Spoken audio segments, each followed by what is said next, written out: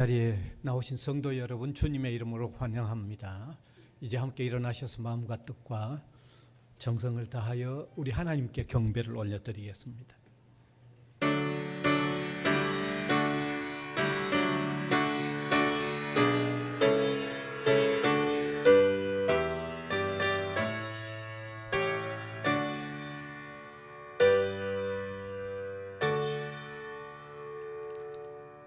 독생자를 희생시키시기까지 우리를 사랑하셔서 자녀요 백성 삼아주시고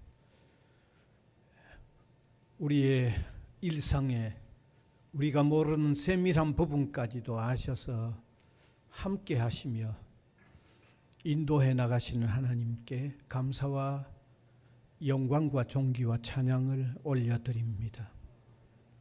오늘도 예배의 날 주님의 백성들이 여기 함께 모였습니다.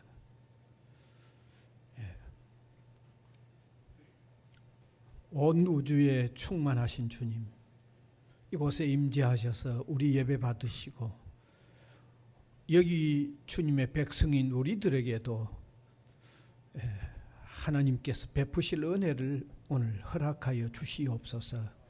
예수님 이름으로 기원하옵나이다. 아멘.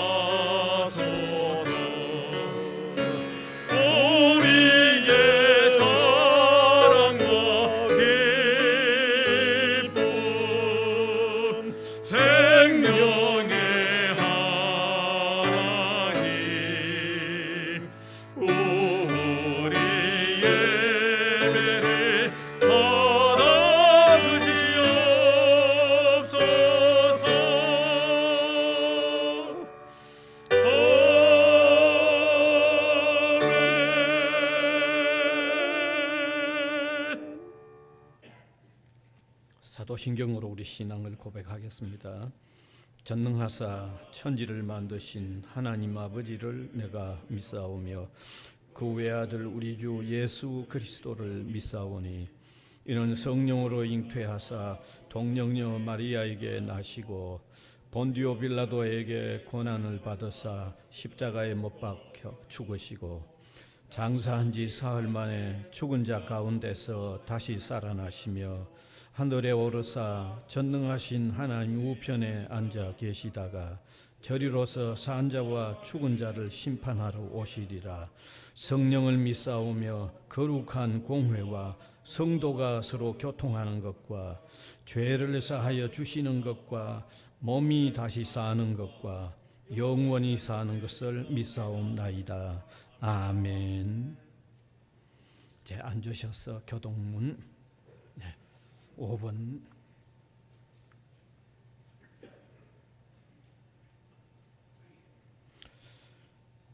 여호와 우리 주여, 주의 이름이 온 땅에 어찌 그리 아름다운지요.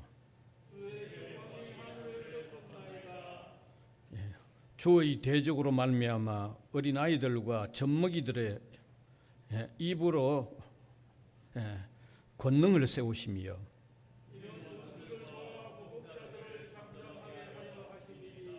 주의 손가락으로 만드신 주의 하늘과 사람이 무엇이기에 주께서 그를 생각하시며 그를 하나님보다 조금 못하게 하시고 주의 손으로 만드신 것을 다스리게 하시고 만물을 그의 발 아래 두셨으니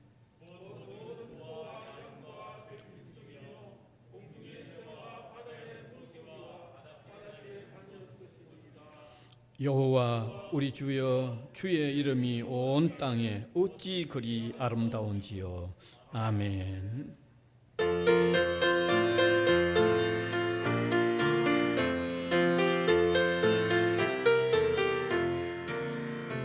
내 진정 사모하는 진노가 되시는 구주 예수님은 아름다워라.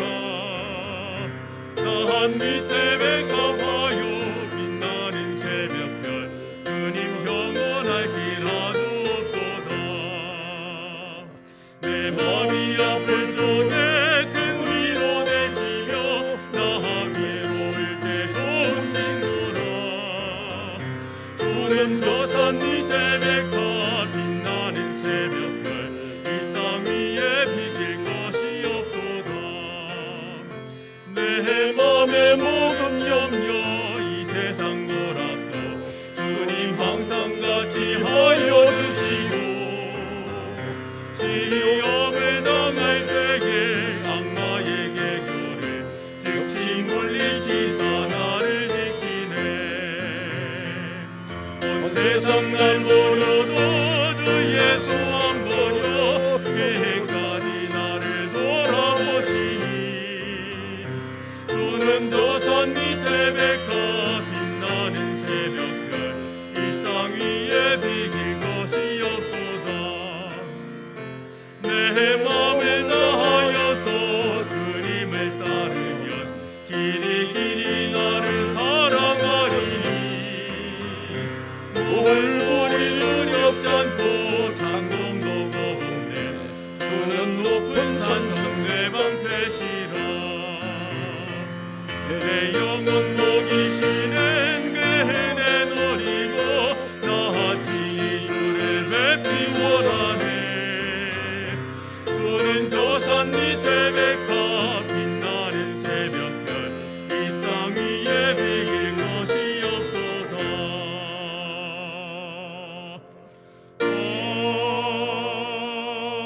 아멘.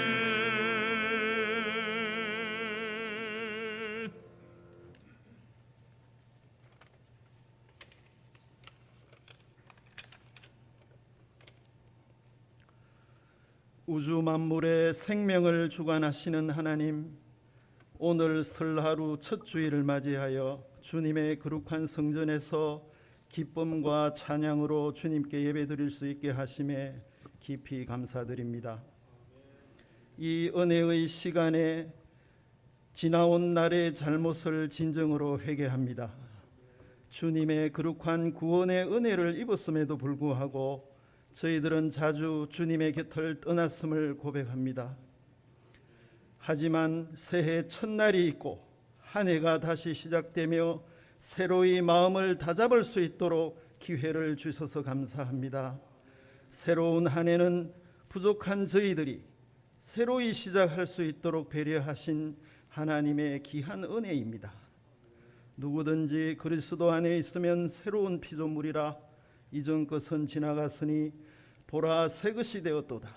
올해도 주님 곁에서 선하고 바른 길을 갈 수 있도록 인도해 주시옵소서. 심령이 가난한 자는 복이 있나니 천국의 그들의 것이라고 하신 주님, 저희들이 마음을 비우고 겸손히 낮은 자세로 주님으로 가득 채우게 하소서. 자신을 온전히 비우지 않고는 주님으로 온전히 채울 수 없음을 압니다. 세상사 지나친 탐심과 집착을 내려놓고 주님과 항상 동행하길 소망합니다. 은혜의 하나님, 올해는 대한민국과 성지학원 모두에게 매우 중요한 과제가 많이 있습니다. 선교사와 기독교인들의 많은 헌신과 기도 속에서 하나님께서 세워주신 자랑스러운 대한민국입니다. 이 나라에서 자유와 바른 신앙 공동체가 지속될 수 있도록 저희들을 긍휼히 여겨 주시옵소서.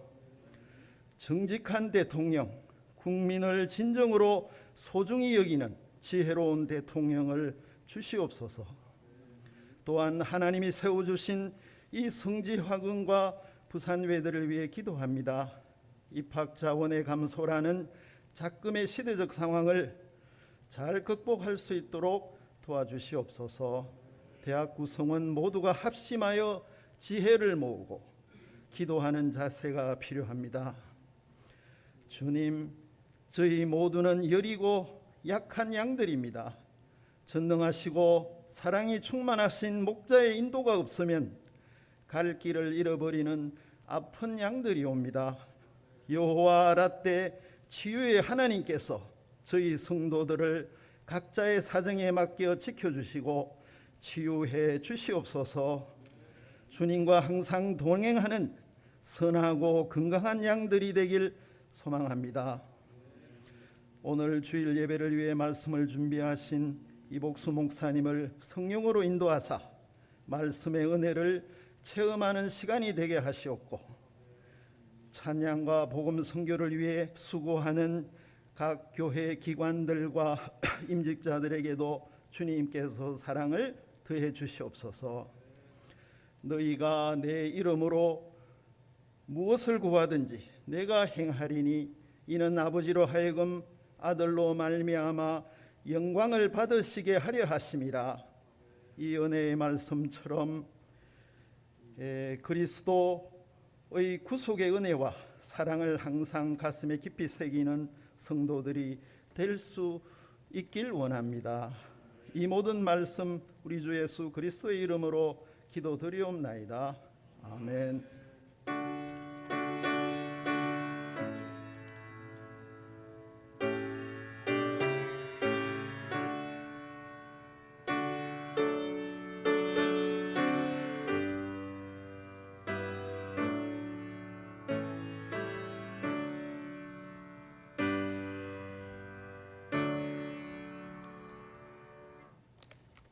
하나님의 말씀은 구약성경 다니엘서 1장 8절에서 16절까지 되겠습니다. 1장 8절에서 16절까지 제가 한 절, 우리 회중이 한 절 교독해서 읽어 내려가겠습니다. 다니엘은 뜻을 정하여 왕의 음식과 그가 마시는 포도주로 자기를 더럽히지 아니하리라 하고 자기를 더럽히지 아니하도록 환관장에게 구하니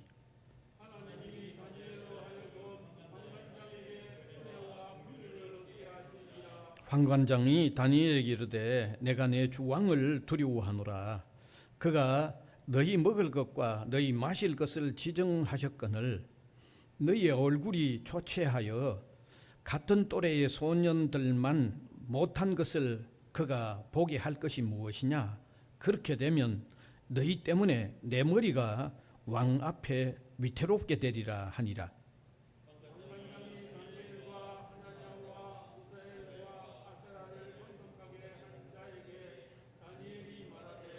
청하오니 당신의 종들을 열흘 동안 시험하여 채식을 주어 먹게 하고 물을 주어 마시게 한 후에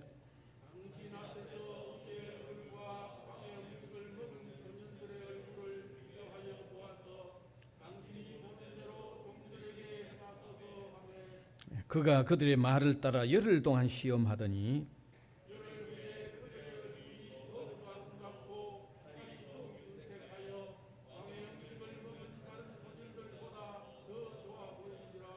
그리하여 감독하는 자가 그들에게 지정된 음식과 마실 포도주를 제하고 채식을 주니라. 아멘.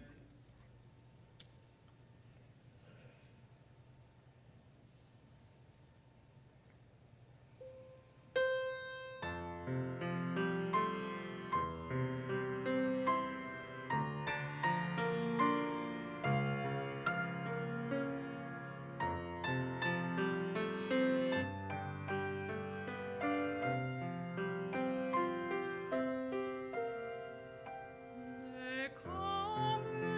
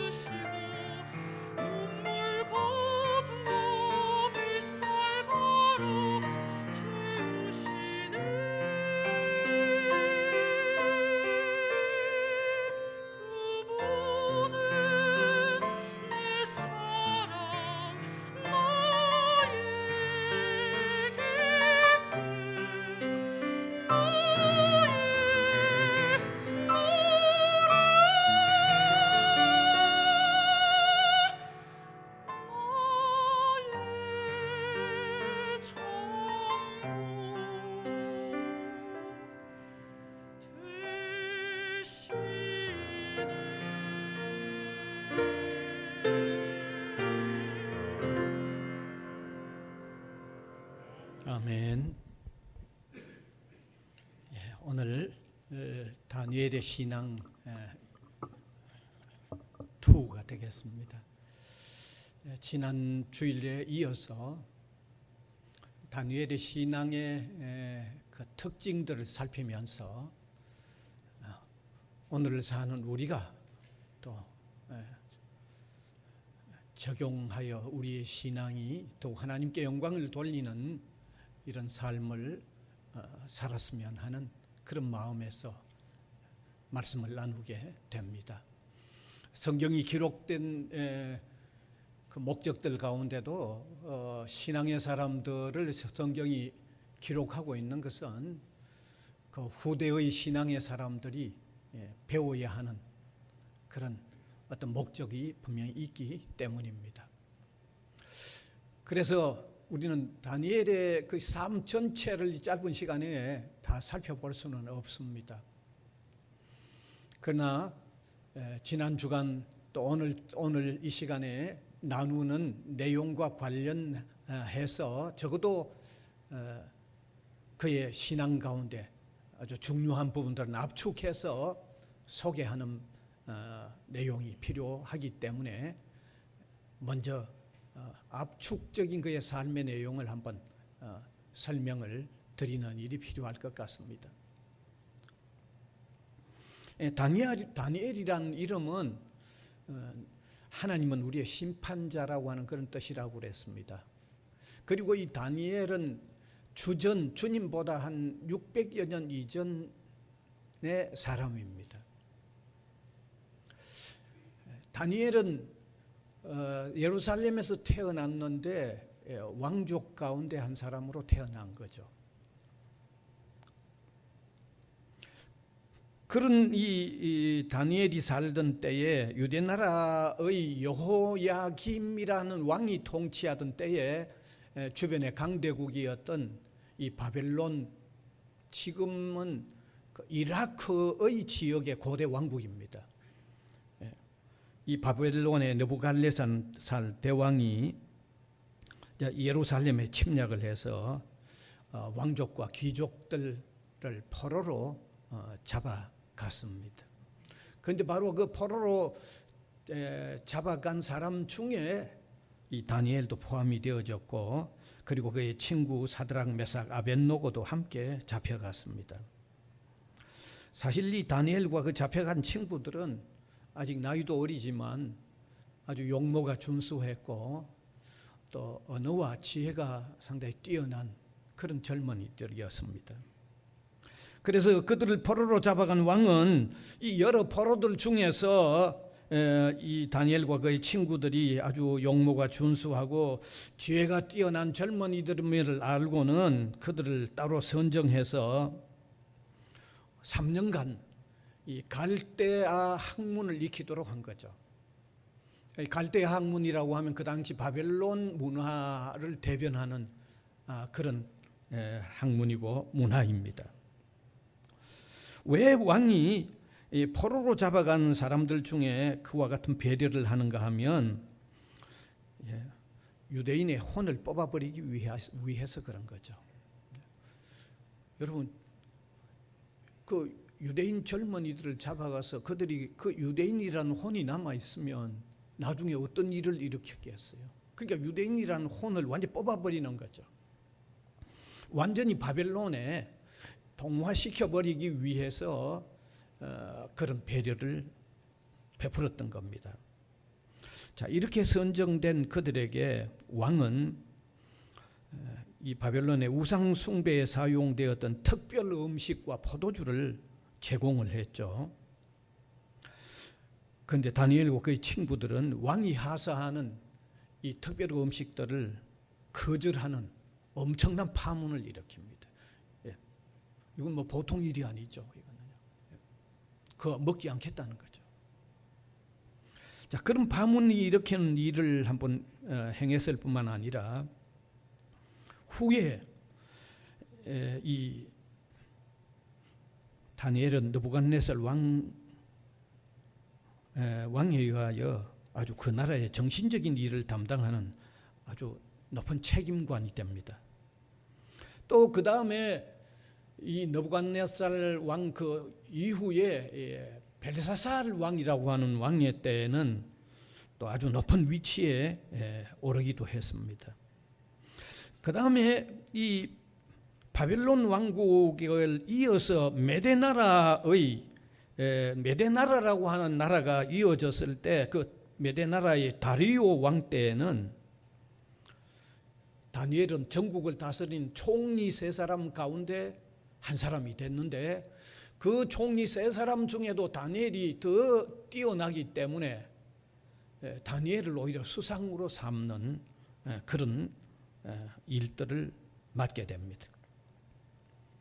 그런데 다른 두 총리, 3사람의 총리격인데 한 사람이 더 수상격이 되니까 다른 두 총리가 이 다니엘을 시기해서 죽이려고 하는 이제 음모를 시작한 거죠. 아주 책략을 세워서 왕에게 제안을 하죠. 왕에게 이렇게 얘기합니다. 30일 동안 왕 외에 어떤 사람이나 어떤 신에게 기도하는 자가 있으면 사자굴에 던져 넣자고 하는 제안을 이 다른 두 총리가 왕에게 제안을 하는 겁니다. 자, 그런 금령이 발표되었지만은 다니엘은 여전히 고국 예루살렘을 향하는 창문을 열어놓고 하루 3번씩 기도하죠. 결국 잡혀서 사자굴에 던져지는데 사자굴에 던져졌지만 사자가 입을 열지 못하는 거죠. 전혀 상하지를 않았습니다. 그래서 다니엘이 섬기는 하나님이 참신이라는 것을 오히려 만방에 알리는 그런 계기가 되어졌던 겁니다. 자, 이게 다니엘의 삶을 아주 압축해서 한번 대표적인 것만 들어서 설명한 내용인데 바로 그러한 두 가지 사건으로 통해서 우리가 알 수 있었던 것은 지난 주간에 두 가지 알 수 있었는데 하나는 다니엘은 불신앙적인 화려함이나 안락함에 미혹을 받지 아니하는 신앙이라는 것을 지난번에 말씀을 드렸고 그 다음에 다니엘은 믿음의 선한 뜻을 세워두고 이게 하나님의 뜻이면 하고 하나님의 뜻이면 행하지 않겠다고 하는 믿음의 선한 뜻을 세우는 신앙생활을 했다고 하는 그 두 가지 특징을 지난번에 말씀드렸고 우리도 그와 같은 신앙을 배울 필요가 있다는 말씀을 나누었습니다. 자, 오늘은 다시 이어지는 3번째 내용으로서 다니엘은 어떤 위협 앞에서도 신앙을 굽히지 않았던 특징을 볼 수 있습니다. 여러분 이미 언급한 바와 같이 다니엘과 그의 친구들은 포로가 되어갔지만 느부갓네살 대왕이 그들을 선발해서 특별 교육을 받도록 했습니다. 자, 교육의 책임을 맡은 황관장은 그들에게 왕이 내려주는 이 특별 진미와 포도주를 제공을 하려고 했던 거죠. 그 다니엘서 1장 5절에 보면 잘 알 수 있습니다. 같이 한번 읽어봅시다. 같이 읽읍시다. 또 왕이 지정하여 그들에게 왕의 음식과 그가 마시는 포도주에서 날마다 쓸 것을 주어 3년을 기르게 하였으나 그 후에 그들은 왕 앞에 서게 될 것이더라. 여러분 이 내용을 자세히 한번 생각해 보면 대단히 위협적인 내용이 들어 있습니다. 당시 왕이 하사하는 음식은 그 이방의 신을 섬기는 데 사용되어졌던 바쳐졌던 음식들이었어요. 그런데 그것을 3년 동안 먹이면서 교육을 시킨 후에 다시 왕 앞에 세워서 확인하겠다는 겁니다. 결과를 두고 보겠다는 거죠. 여러분 그 장면을 가만히 한번 생각을 해보면요, 이건 대단히 위협적인 요소입니다. 그 일반인도 아니고 포로로 잡혀간 사람들에게 3년 동안 왕이 내려주는 어떤 우상에게 우상을 숭배했던 특별 음식을 먹이고 그리고 3년 후에 다시 보겠다는 말은 이건 대단히 위협적이죠. 이건 보통 위협이 아닙니다. 이게. 자, 그런 일이 있었을 뿐만 아니라 또 시간이 흘러서 다니엘은 메데나라의 다리오 왕이 통치하는 때에 수상의 위치에 있었다고 제가 앞에서 말씀드렸는데, 그 나라의 다른 두 총리가 그리고 그 방백들, 높은 사람들이 같이 모함을 해서 이 다니엘을 처단하기 위하여 음모를 꾸몄죠. 30일 동안 왕의 어떤 신에게나 어떤 다른 사람에게 기도하면 사자굴에 던지는 법령을 왕에게 얘기해서 허락받아냈습니다. 여러분, 이 법령 역시 다니엘을 얼마나 위협하는 법령인지 모릅니다. 이게 어쩌면 다니엘만 위협하는 법령이죠. 왜? 다른 수상들이 다니엘을 가만 조사해 보니까 예루살렘을 향해서 창문을 열어놓고 늘 기도하는 것을 보았기 때문이죠. 다른 누구를 겨냥한 게 아닙니다. 다니엘만 겨냥한 겁니다. 이것은요. 다니엘만 지정해가지고 다니엘 처단하려고 다니엘만 지적을 해서 내린 법령입니다. 그러면 이 법령은 다니엘에게 엄청난 위협이 되는 법령이 아닐 수가 없습니다. 그러나 다니엘은 평소에 하던 대로 예루살렘을 향하는 창문을 열어놓고 하루 3번씩 그대로 기도를 하죠. 법령이 내렸는데도 창문을 그대로 내려놓고 그대로 창문을 열어놓고 그대로 기도했습니다. 뭘 할 수 있습니까? 어떤 위협 앞에도 굴하지 않는 거죠. 그의 신앙적인 어떤 행위를 위해서는 어떤 법령이 내려도 어떤 위협이 주어져도 굴하지 않는다는 자세를 그대로 보이고 있는 거죠. 여러분, 한 사람의 신앙인이 한 생애를 살아가는 동안에는 신앙적인 위협을 당할 수가 있습니다. 우리가 신앙인으로서 살아가 보면요, 참 여러 유형의 신앙적인 위협을 당할 수 있습니다. 어떤 유형은요, 대단히 아주 표면적으로 대단히 강력한 형태로 다가올 수도 있고요. 어떤 형태는 아주 유연하게 보이지만 그 내용은 대단히 강압적인 그런 위협이 있을 수도 있습니다.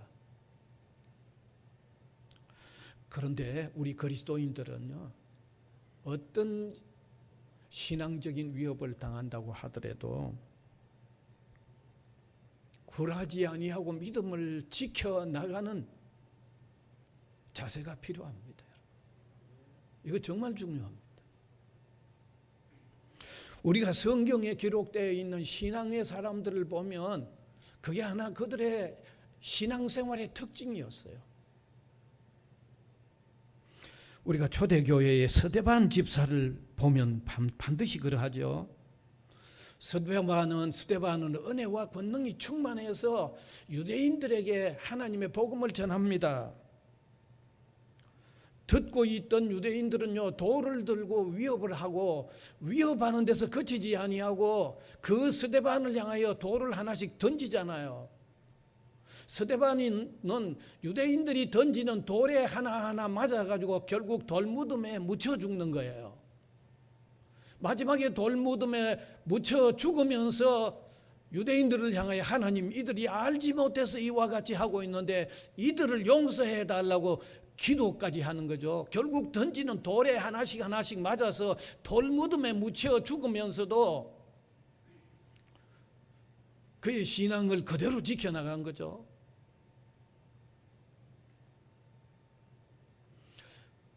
복음을 전하는 일에 전념을 했던 우리가 바울을 보더라도 바울도 복음을 전하다가 잡혀가서 베스도 총독 앞에 끌려갔지만 담대히 복음을 전했고요. 심지어 아그리빠 왕 앞에 끌려가서 위협을 받았지만도 담대히 복음을 전했을 뿐만 아니라 그가 무슨 말을 하고 있는가 하면요, 사도행전 26장 29절을 한번 띄워주시면 이런 말까지 하고 있습니다. 같이 읽읍시다. 바울이 이르되 말이 적으나 많으나 당신뿐만 아니라 오늘 내 말을 듣는 모든 사람도 다 이렇게 결박된 것 외에는 나와 같이 되기를 하나님께 원하나이다. 이 무슨 말입니까? 왕 앞에 결박되어 가서 다음에 이 복음을 전하면서 내가 결박되어 있는 이 모습 외에는 당신도 나처럼 예수 믿는 사람 되기를 원한다는 이게 왕 앞에 이렇게까지 얘기하면 이게 그 위협 앞에 얼마나 대담한 모습이 아닌가를 우리가 충분히 그려볼 수 있잖아요. 예? 내가 이렇게 결박당하여 있는 이곳 외에는 당신도 또 나처럼 예수 믿는 사람 되라고 하는 이런 강력한 모습이야말로 어떤 위협 앞에서도 전혀 굴하지 아니하는 당당한 모습 그 자체가 아닙니까? 너무 분명하죠. 여러분, 우리나라 우리 민족이 일제 36년 동안 압제와 순환을 겪었습니다. 그로 인해서 참 그 당시에 참 신앙을 지키려고 하는 많은 사람들이 정말 많은 어려움을 겪었어요. 1919년 독립만세 사건 후에 사이토 총독이 부임해서 통치하던 중에 어떤 통치의 경과 보고를 받는 그 가운데 이런 기록이 있습니다. 그 기록을 그대로 제가 읽으면 한국에는 총 들지 않는 30만의 군대가 있습니다. 죽음을 무서워하지 않은 예수쟁이들입니다. 요 기록이 있습니다. 30만 명 한국 그 기독 신자가 있는데 그 사람들은 총을 들지 않는 군대와 같다는 거죠. 바로 예수쟁이들이라는 거죠. 위협 앞에 얼마나 담대했으면 오히려 일본에서 이런 경과 보고를 기록하는 기록을 보고하겠어요. 특별히 일제가 기독 신자들에게 이런 참 압박을 가했지만 굴하지 않는 사람들이 너무너무 많았어요. 지역마다 그런 일이 앞장섰던 또 신앙의 사람들도 있었습니다. 평북을 중심해서는 신사참배에 대한 투쟁을 벌였던 이기선 목사님이라는 분은 이 평북에서 또 그런 운동을 아주 강력하게 펼쳤죠.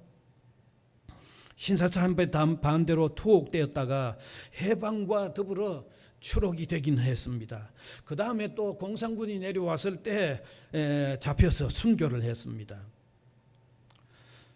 그는 평소에 주를 위하여 죽겠다는 정신으로 대결을 했는데 그의 집에 벽에 붙어 있는 글귀가 이런 글귀였습니다. 구차하게 삶을 영위하지 말라.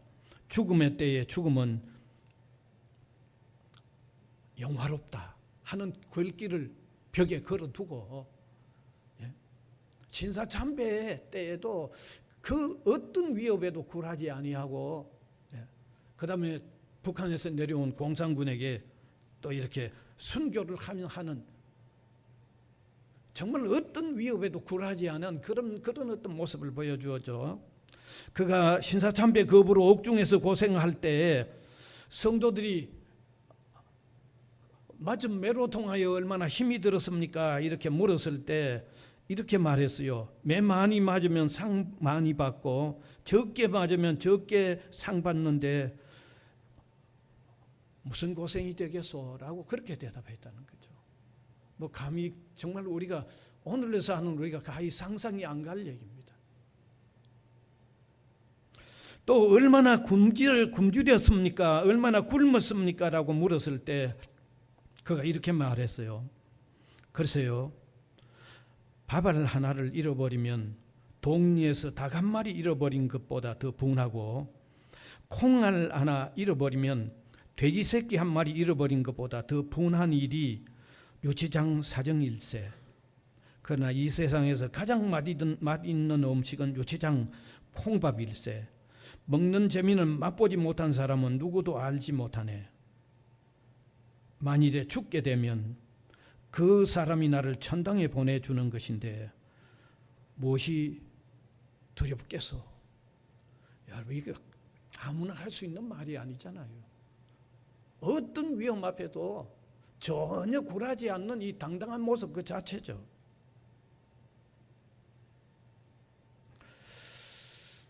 저는 오늘을 살고 오늘을 신앙생활하는 우리 자신들, 저를 포함하여 우리 자신들을 보면서 참 어떤 위협이 없는 신앙생활을 하느니 참 평화로운 참 좋은 때에 과연 우리에게 좀 위협이 오는 어떤 신앙생활을 하면 우리가 어떤 반응을 할 수 있을까 하는 이런 생각을 해보지 않을 수가 없습니다. 지금은 뭐 특별히 신앙적인 위협이 없잖아요. 그러나 우리가 한 가지 분명히 알고 있어야 하는 것은요, 비록 지금은 어떤 위협이 없지만 신앙적 위협에 대비하는 마음과 자세는 우리가 항상 가지고 살아야 된다는 것은 반드시 말씀드리고 싶어요. 신앙적인 위협에 대비하고 있는 자세를 가지고 살아야만 한평생 바른 신앙생활을 할 수 있다는 것을 말씀드리기 위한 거죠. 위협에 굴하지 아니하는 신앙 자세를 항상 가지고 있어야 한다는 겁니다. 그 자세만은 반드시 필요하다는 겁니다. 여러분, 우리가 오늘 우리 각자를 생각해 보면 참 너무 차이가 있지 않나 하는 이런 생각을 금할 길이 없습니다. 지난날 성도들은 이 박해받은 성도들의 그런 어떤 이야기를 들으면서 참 주먹을 쥐면서 하나님, 저도 이렇게 살 수 있도록 하는 그런 기도를 드리는 그런 어떤 신앙생활을 했는데, 오늘 박해받는 어떤 사람들의 얘기를 우리가 들으면 아마 우리 마음속에서 이렇게 생각할지 모릅니다. 신앙생활을 막 꼭 그렇게까지 박해를 받아가면서까지 해야 하는가 하는 이런 어떤 마음을 가지고 있는지도 모르겠어요.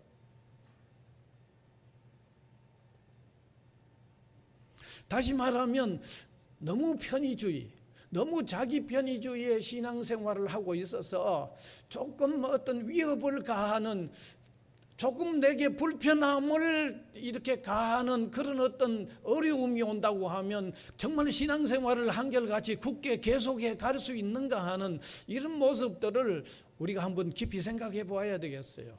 우리 자신들을 정말 오늘 우리에게 위협이 온다고 해도 정말 그 위협 앞에서도 신앙생활을 굳게 지켜나갈 수 있는 어떤 이런 자세들을 지금 갖추고 있는가 하는 이런 생각들을 한번 해봤으면 좋겠어요.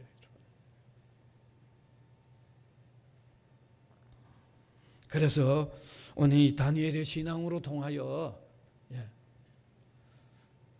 어떤 위협이 온다고 하더라도 우리 신앙을 좀 굽히지 아니하고 당당하게 지켜나가는 이런 자세를 갖춰야 된다는 거죠. 이런 마음을 한번 품어야 된다는 거죠.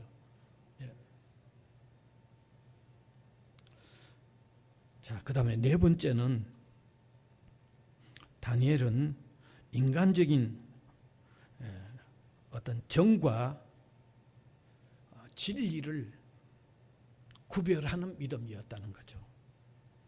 여러분, 인간에게는 위협과 강압 앞에서는 강하지만 인간적인 정과 감정에 호소하는 데는 상당히 약한 면이 또 인간에게는 있습니다. 분명히 그런 게 있어요. 위협 앞에서는 또 대결하는 그런 면도 있는데 어떤 사람의 정과 감정에 호소하는 면에서는 대단히 약한 점이 또 인간에게는 있다는 얘기죠.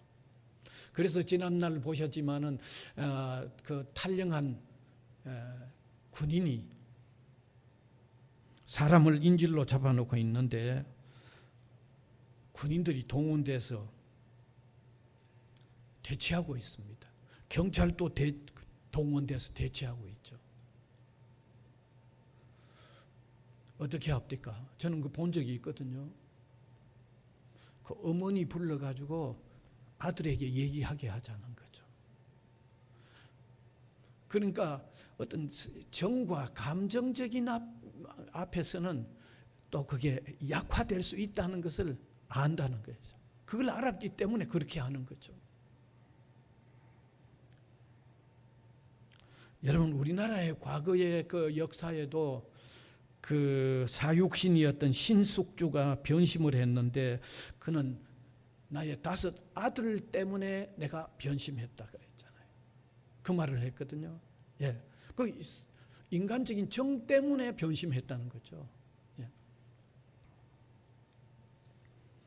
여러분, 그래서 오늘 우리의 신앙생활에도 인간의 정의나 어떤 감정적인 요소 때문에 진리를 팽개치는 요소들이 적지 않습니다. 여러분. 어쩌면 인정 혹은 인간적인 어떤 정의나 감정적인 요소 때문에 우리의 신앙생활이 많이 흔들리고 있지 않나 하는 이런 생각을 금할 수가 없습니다. 그런데 다니엘은 인간적인 감정이나 어떤 정적인 요소에서도 그의 신앙을 굳건하게 지킨 점을 오늘 분명히 볼 수 있습니다. 너무 분명히 볼 수 있습니다. 그는 위협 앞에서도 아주 강력하게 대처하는 그런 신앙의 모습을 보여주었을 뿐만 아니라 반대로 인간적인 정에 호소하는 문제 앞에서도 아주 굳건하게 그의 바른 신앙을 지켜나가는 모습을 분명히 볼 수 있다는 거죠. 여러분, 이 느부갓네살 왕의 특별 교육을 받으면서 왕이 하사하는 이런 우상에게 드려진 진미와 포도주를 거절을 했죠. 이 교육을 맡은 이 황관장이 처음에는 아주 먹도록 위협을 하는 그런 모습이었으나 위협해도 안 되니까 뒤에 전략을 바꾸었어요. 감정에 호소하는 전략을 바꾸었습니다. 다니엘서 1장 10절을 보면 알 수 있습니다. 같이 한번 읽어보면 이제 감정에 호소를 해가지고 다니엘을 녹이려고 하고 있어요. 같이 읽읍시다. 시작. 황관장이 다니엘에게 이르되 내가 내 주 왕을 두려워하노라. 그가 너희 먹을 것과 너희 마실 것을 지정하셨거늘 너희 얼굴이 초췌하여 같은 또래의 소년들만 못한 것을 그가 보게 할 것이 무엇이냐. 그렇게 되면 너희 때문에 내 머리가 왕 앞에서 위태롭게 되리라 하니라. 뭐라고 말합니까? 황관장은 그들에게 왕이 하사하는 음식을 먹지 않아서 얼굴이 다른 사람들보다 좀 수척하면 그 일 때문에 내가 죽는다. 너희들이 아니라 내가 죽는다. 내 목이 날아간다. 이거는 상당히 정적인 호소를 하는 거죠. 인간적인 호소를 하는 거죠.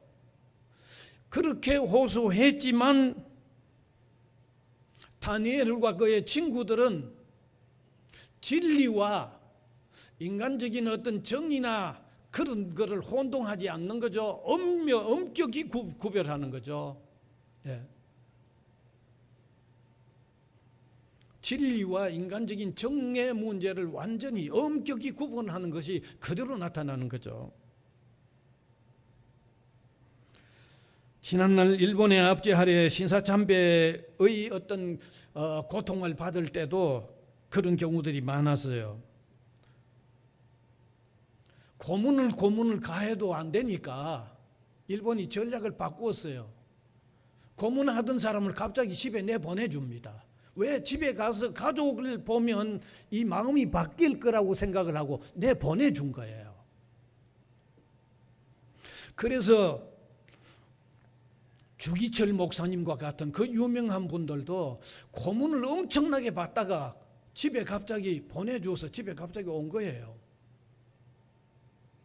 그런데 사모님이 뭐라고 얘기하는가 하면 인정에 붙들려서 신앙을 왜곡시키면 안 된다고 도로 들어가라고 그런 거죠. 그래서 주기철 목사님이 스스로 들어가서 도로 들어갔어요. 도로 들어갔어요.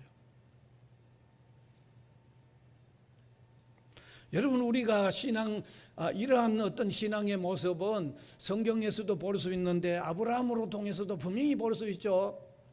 하나님께서 아브라함을 부르실 때 본토 친척 아비 집 거기서 떠나서 다른 데로 가라고 얘기하고 있잖아요. 다른 데로 가라고 그랬습니다. 아브라함은 그냥 떠났어요. 조카를 데리고 그냥 떠났어요. 만일에 인정적인 걸 생각한다고 하면 쉽게 떠날 수 있는 상황이 아니잖아요. 본토 아비 친척이 있는 집은 거기 재산이 있고 정이 들어있는 가족들이 있는 그곳인데 그 모든 것을 다 두고 다른 데로 떠나라고 할 때 훌쩍 떠나갈 수 있는 것은 하나님의 명령과 인정을 구분하지 않았기 때문에 훌쩍 떠나는 신앙이죠. 뿐만 아니라 아브라함에게 우리가 분명히 볼 수 있는 것은 후일에 이삭을 제물로 바치라고 하는 정말 가히 상상이 안 되는 명령을 받았을 때도 그가 그 이튿날 아침에 일찍 일어나서 누구와 상의도 안 했습니다. 그냥 이삭을 데리고 모리아 산으로 가는 거죠. 하나님의 명령 앞에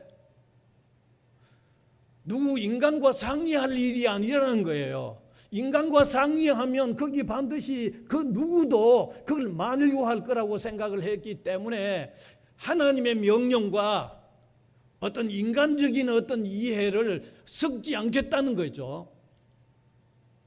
혼합시키지 않겠다는 거죠.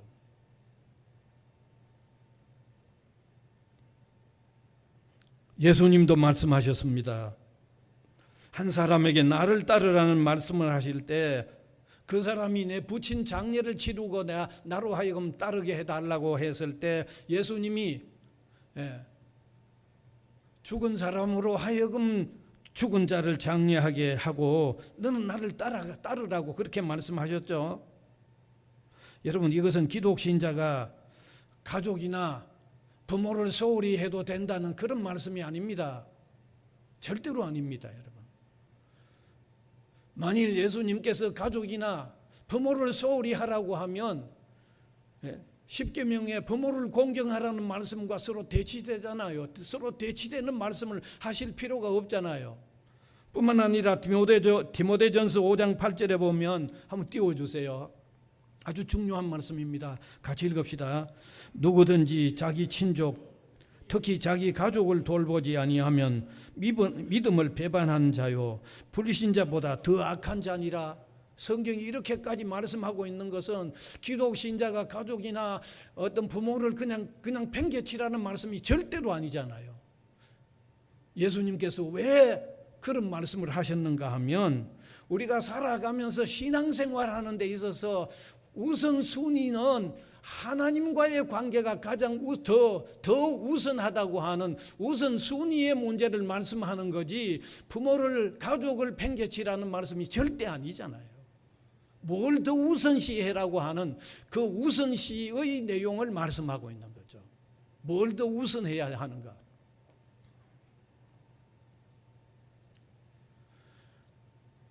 오늘 우리의 신앙생활은 어떤 면에서 불신앙적인 인정에 끌려서 우리가 신앙생활을 좀 더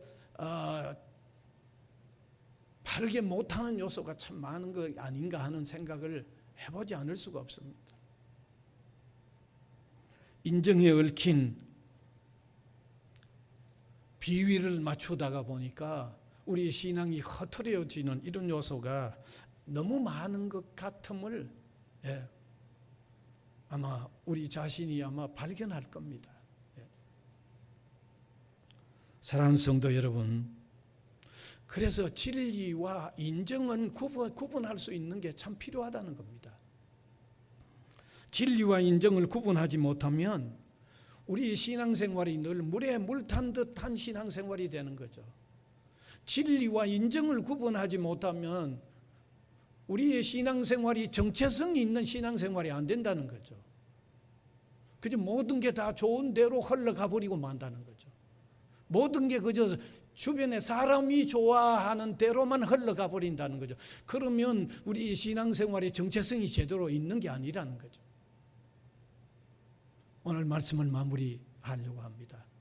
지난번도 다니엘의 신앙으로 통하여 두 가지 사실을 우리가 볼 수 있었는데 오늘의 내용에도 다니엘의 신앙으로 통하여 두 가지를 더 볼 수 있었는데 하나는 위협 앞에도 굴하지 않는 당당한 믿음의 자세를 가졌고 그 다음에 두 번째는 인정이나 감정적인 요소 앞에서도 쉽게 그의 신앙을 진리와 쉽게 바꾸지 아니하는 이런 어떤 신앙적인 특징을 우리가 보았다는 것입니다.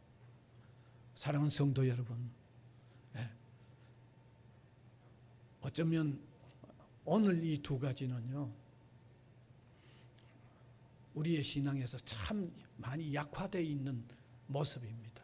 그래서 오늘 이 두 가지의 내용도 다시 한번 가다듬으로 통하여, 가다듬고 적용시킴으로 통하여 더욱 알찬 신앙생활, 좀 더 굳건한 신앙생활을 하는 저와 여러분이 될 수 있기를 간절히 바랍니다.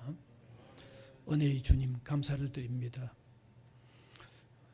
다니엘의 신앙으로 통하여 오늘도 우리에게 적용시켜야 할 중요한 두 가지를 깨닫게 됩니다. 잘 적용시켜서 정말 정체성이 있는 신앙생활을 하는 우리 성도들이 되도록 하나님께서 인도하여 주시고 도와주시옵소서. 예수님 이름으로 기도하옵나이다. 아멘.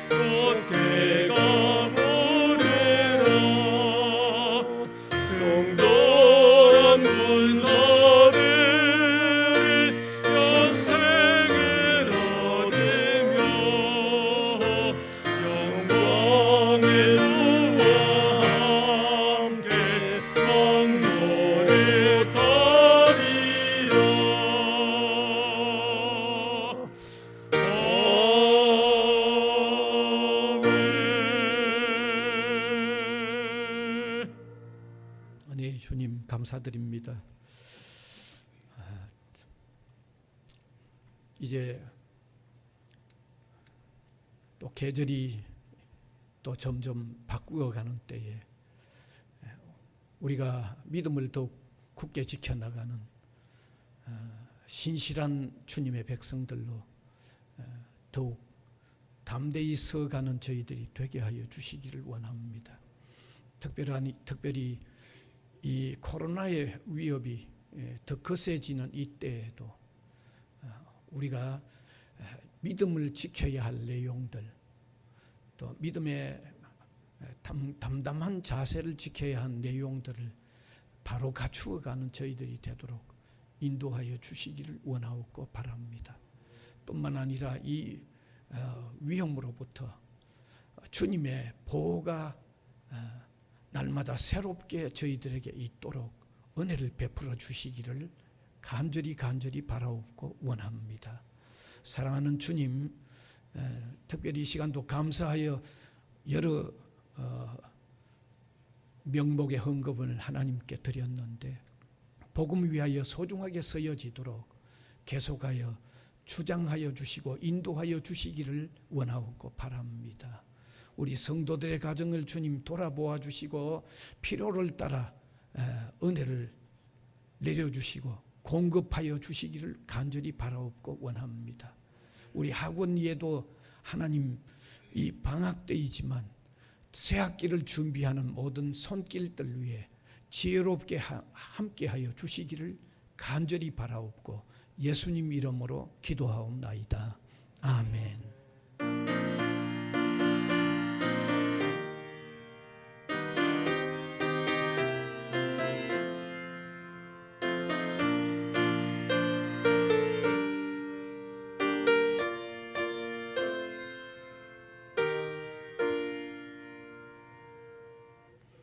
광고 말씀드리겠습니다. 뭐 다른 광고는 없고요. 수요 기도회는 3시 20분에 방학 동안에만 그렇습니다. 참고해 주시면 좋겠습니다. 그 다음에 우리 박재현 집사님 아마 장모님께서 장례를 돌아가셔서 장례 치는 후에 그래도 오늘 뭐 이렇게 떡을 또 준비해 오셔가지고 우리 교회가 드리는 것과 같이 이렇게 거기 드립니다. 또 위로도 해주시면 고맙겠습니다. 그다음 헌금 확인을 하시면 좋겠습니다. 자 그리고 헌금 온라인으로 하는 방법이 있습니다. 잘 아실 줄 압니다. 광고 이상입니다. 다 함께 일어나셔서 635장 찬송 드리겠습니다.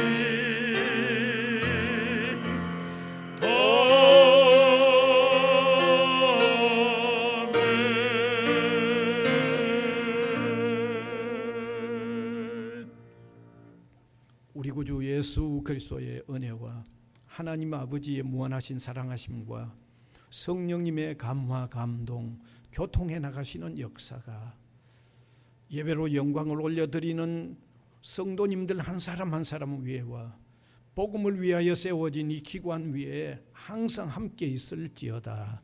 아멘.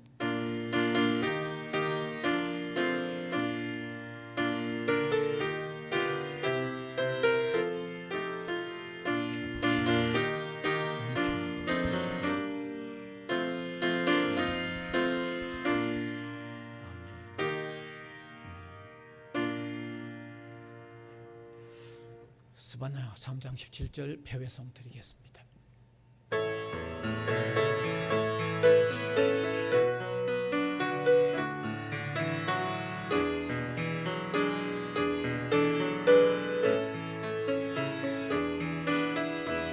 너의 하나님 여호와가 너희 가운데 계시니 그는 구원을 무엇이셨는가